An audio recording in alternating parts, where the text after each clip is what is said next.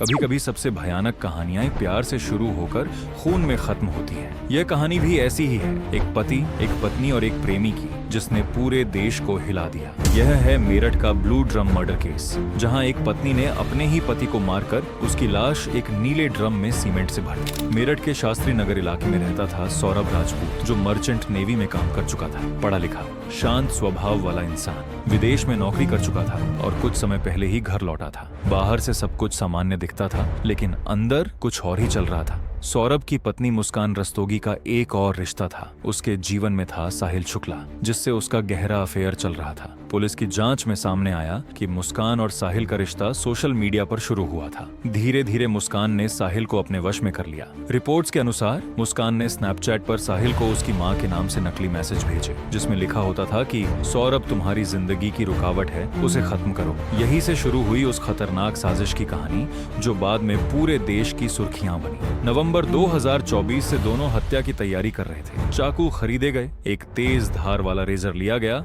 और यहाँ तक कि पुलिस कहती है दोनों ने स्टैब करने की प्रैक्टिस भी की थी। सब कुछ बहुत सोच समझकर प्लान किया गया था। सौरभ को बेहोश करने के लिए नींद की दवाएं ली गईं। फिर मौका आया 4 मार्च 2025 की रात। उस रात सौरभ घर पर था। पुलिस की रिपोर्ट के मुताबिक मुस्कान ने उसे पहले दवा दी, जिससे वो बेसुध हो गया। फिर साहिल और मुस्कान दोनों ने मिलकर उस पर हमला किया। चाकू से वार किए गए और फिर साहिल ने उसका गला काट दिया। सौरभ की मौत हो गई एक झटके में। इसके बाद जो हुआ वह और भी भयानक था। दोनों ने लाश के कई टुकड़े किए और उन टुकड़ों को एक नीले प्लास्टिक के ड्रम में भरा। ऊपर से सीमेंट डाल दिया ताकि कोई बदबू या शक ना हो। वही ड्रम बाद में देश भर में ब्लू ड्रम मर्डर के नाम से कुख्यात हुआ। पर आखिर कैसे इतनी प्लानिंग के बाद भी एक नन्ही सी जान ने दोनों का भांडा फोड़ दिया?